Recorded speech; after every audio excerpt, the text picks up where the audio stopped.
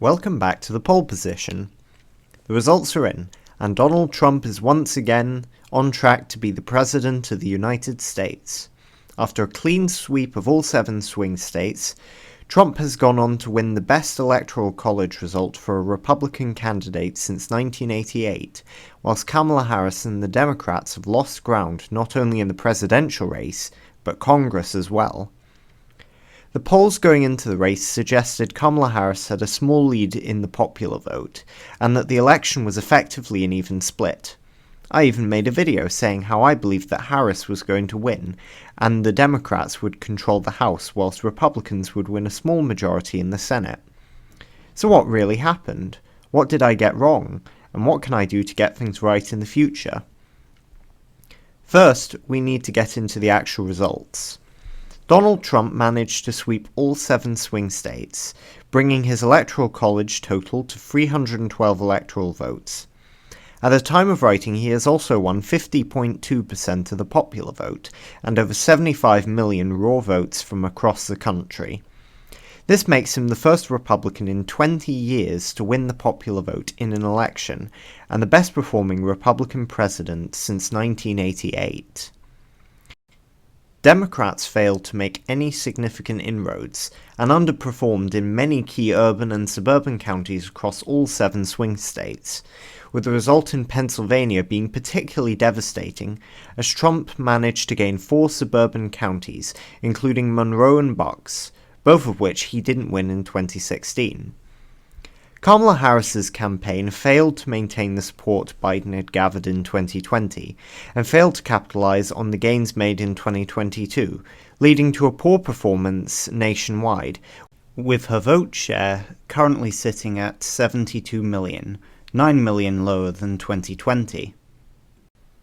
Democrats also saw a poor showing in many safe states, with New Jersey in particular going from a 16-point Democratic lead to just a 5-point margin, whilst New York went from a 22-point lead to a 12-point lead. Democrats saw a particular drop from Latin American voters, with heavily Latino areas such as the Rio Grande Valley going from solidly Democratic to strongly Republican. The first issue with my prediction was that I was expecting the polls to underestimate Democrats. This was because of the previous successes Democrats had in 2022, thanks to a high turnout and unpopular roster of Republican candidates. Kamala Harris was unable to get the support of voters who previously voted for candidates like John Fetterman of Pennsylvania and Raphael Warnock of Georgia. This is prevalent as Democrats in the Senate have had more successes in swing states, with Nevada, Michigan, Wisconsin, and Arizona all going blue in the Senate, highlighting it may be the candidates rather than the party. I also failed to see how much damage the unpopularity of the Biden administration would have on Harris, particularly with how many believed the economy was going, as many voters were worried about the situation of inflation and food costs. As a result, many voters pinned the blame on the Biden administration, and Kamala Harris, as she was his vice president. Finally, I failed to properly account for the possibility that despite Trump having lower approval ratings in the run-up, that would not necessarily equate to an electoral loss, as voters can feel dissatisfied with a candidate, and still vote for them for other reasons like their policies. The exit polls were quite telling, as over half of Trump voters were far more unhappy about the economy than Harris voters, which said a lot about how the election was going to go, as many areas have been hit hard by inflation. Exit polls showed that Republican voters were the overwhelming majority of voters who were concerned about the economy and immigration, whereas Democrats were most concerned about the state of democracy and abortion, showing a stark divide between the two camps. My prediction method is definitely a work in progress, but these mistakes will allow me to improve on previous work, and it is always important to remember that no 2 elections are the same, so what doesn't work this time may work in the future. Democrats are alarmed by this election, and there is a lot of discussion about who will be their nominee in 4 years.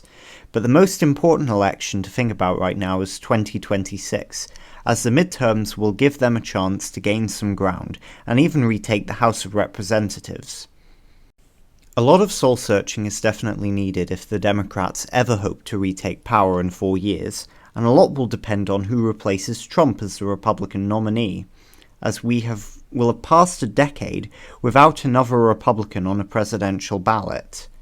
A Trumpless GOP may be difficult to imagine, and it may be difficult for Republicans to maintain this support in 4 years.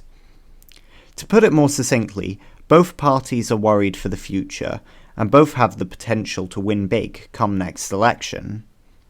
Thank you for watching. Don't forget to subscribe, like, and leave a comment below.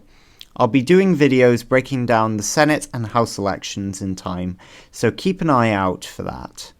As always, have a great day, and I'll see you next time.